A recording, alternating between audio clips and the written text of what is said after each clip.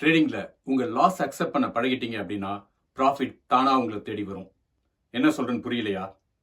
உங்களோட பெரிய லாஸ் என்னைக்கு அப்படின்னு கொஞ்சம் யோசிச்சு பாருங்க.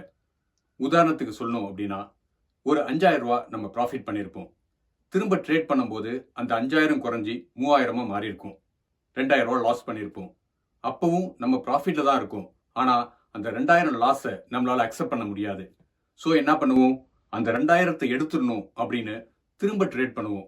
3000 இருந்தது 1000 மாறும். அப்ப திரும்ப திரும்ப ட்ரேட் பண்ண அன்னைக்கு யோசிச்சு பார்த்தீங்க அப்படின்னா 5000 ப்ராஃபிட்ல இருந்த நம்ம 10,000 நெகட்டிவா முடிச்சிருப்போம்.